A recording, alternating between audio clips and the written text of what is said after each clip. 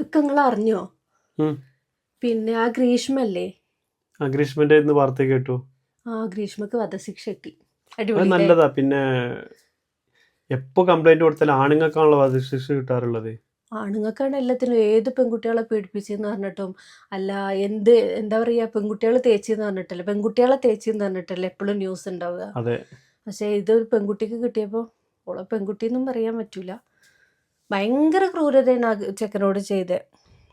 എന്താ അതിനുള്ളത് പേരെന്തായിരുന്നു ആ ഇവൻ്റെ? ഷാരോൺ.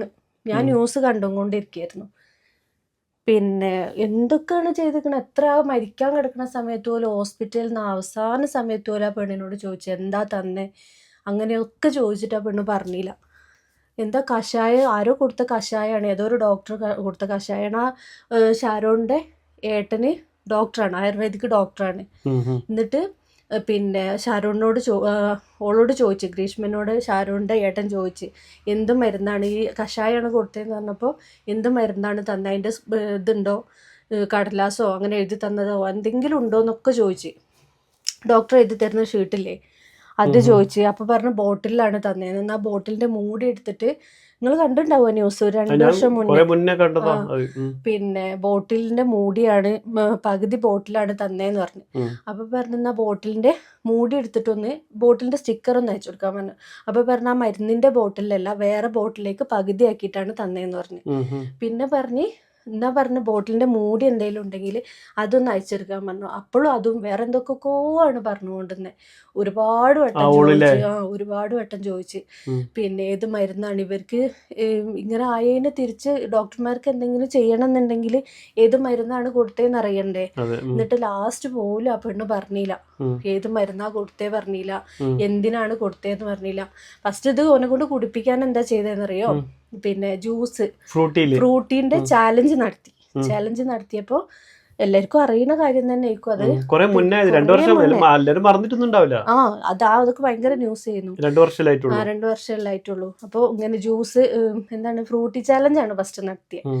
ഫ്രൂട്ടി ചാലഞ്ച് നടത്തിയിട്ട് അതിലെന്തോ കുറച്ച് അങ്ങോട്ടും ഇങ്ങോട്ടും മാറിപ്പോവുക എന്തോ ചെയ്ത് പിന്നെ വീട്ടിലേക്ക് വിളിച്ചിട്ട് കഷായം കൊടുത്ത്. എന്നിട്ട് കഷായം കുടിച്ചിട്ട് ഓൻ വീട്ടിൽ വന്ന പാടന്നെ എന്തൊക്കെയോ അസ്വസ്ഥതാണ്. അപ്പോൾ ഛർദിച്ച് വയറ്റുന്നു പോവേ അങ്ങനെ എന്തൊക്കെയോ ആയി. അപ്പോൾ വയറ്റുന്നു പോയത്. എന്നിട്ട് പിന്നെ വീട്ടിലുള്ളവരൊക്കെ ചോദിച്ചിരുന്നു എന്താ പറ്റിയത്, എന്നിട്ട് ഒന്നും പറഞ്ഞില്ലാന്ന്, ആരോടും ഒന്നും പറയണില്ല. പിന്നെ എന്താണ് ഹോസ്പിറ്റലിൽ കൊണ്ടുപോയപ്പോൾ ഡോക്ടർ ഇങ്ങനെ വയറ്റുനിന്ന് പോകുന്നതൊക്കെ കണ്ടപ്പോൾ ഡോക്ടർ പറഞ്ഞിരുന്നു വയറിൻ്റെ ഉള്ളിൽ ബ്ലീഡിങ് ഉണ്ടായിട്ടാണ് അങ്ങനെ സംഭവിക്കണേന്ന് പറഞ്ഞ്. എന്നിട്ട് അങ്ങനെ അപ്പോഴൊക്കെ ആ വോയിസൊക്കെ ഉണ്ട്, പിന്നെ എങ്ങനെയാണ് ഇതെന്നുള്ള വോയിസൊക്കെ ഉണ്ട്. അതൊക്കെ എല്ലാവരും കേട്ടിട്ടുണ്ടാവും ആ വോയിസൊക്കെ.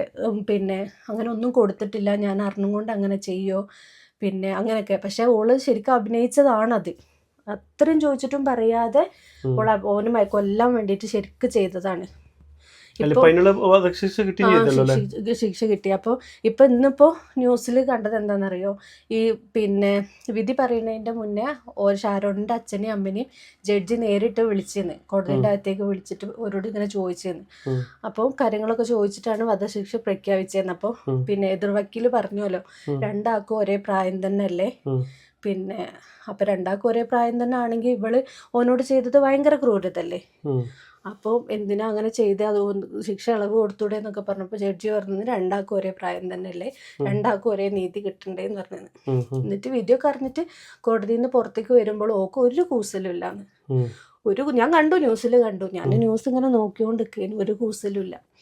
എന്താ ചെയ്യാ, ഒരു പ്രശ്നമില്ല എന്ന് പറഞ്ഞാൽ ഒരു ഭാവവ്യത്യാസം പോലും മുഖത്തില്ല. അപ്പൊ എന്തൊക്കെ ആ സമയത്ത് തന്നെ എന്തൊക്കെ കള്ളങ്ങളാ പറഞ്ഞത്. അപ്പോൾ വക്കീല് പറയാന്ന് ഓൾ ഇത്രയും കാലം ചെയ്തതിനില്ല, ഓൾക്കെതിരെയുള്ള തെളിവുകളൊക്കെ ഓളെ ഫോണിൽ തന്നെ ഉണ്ടായിരുന്നു. അതും കൊണ്ടാണ് ഓൾ ഇത്രയും കാലം നടക്കുന്നുണ്ടായിരുന്നത്. അപ്പോൾ അവൾ അറിയുന്നുണ്ടായിരുന്നില്ല എന്ന്, അവളുടെ കയ്യിലുള്ളതിൽ തന്നെ അവൾക്കുള്ള എതിരുള്ള തെളിവുകളൊക്കെ ഉണ്ട് എന്നുള്ളത് അറിയുന്നുണ്ടായിരുന്നില്ല എന്ന്. എന്തായാലും നല്ല വിധിയായി അല്ലേ. പിന്നെ തീർച്ചയായിട്ടും നല്ല വിധിയാണ്. മറ്റേത് ആൺകുട്ടികളാണല്ലോ ഇതിനൊക്കെ ഇതാവല്. ഇപ്പൊ പെൺകുട്ടീന്ന് അല്ല, ആർക്കാണെങ്കിലും തെറ്റ് ചെയ്തവർക്ക് ആർക്കാണെന്നുണ്ടെങ്കിലും ശിക്ഷ കിട്ടുന്നത് നല്ല രീതിയിൽ. കോടതി ആ വിധി വിധിച്ചത് നല്ലതായില്ലേ. നല്ല ജഡ്ജിന്റെ തീരുമാനം നല്ലത്. നല്ല നിയമം നമ്മൾ ഇങ്ങനെയുള്ള സാഹചര്യത്തിലാണ് നിയമം അതിൻ്റെതായ ഇതിലുണ്ടെന്ന് എല്ലാവർക്കും തോന്നുക. അപ്പം അല്ലെങ്കിൽ എല്ലാവരും പെൺകുട്ടികൾക്ക് മുൻഗണന കൊടുക്കുക. ഇപ്പം ആണ് പെണ്ണ് എന്നില്ല, എല്ലാവരും ഒരേ ഭാര്യയാണെന്ന് ഇപ്പോഴത്തെ ഇന്നത്തെ സാഹചര്യത്തിൽ എല്ലാവരും ഒരേപോലെയാണ്. അപ്പം എന്തായാലും നല്ല നടപടിയായി, അടിപൊളി. അപ്പോൾ ചാനൽ സബ്സ്ക്രൈബ് ചെയ്യുക, വീഡിയോ കാണുക, ലൈക്ക് ചെയ്യുക, ഷെയർ ചെയ്യുക. Okay, thank you.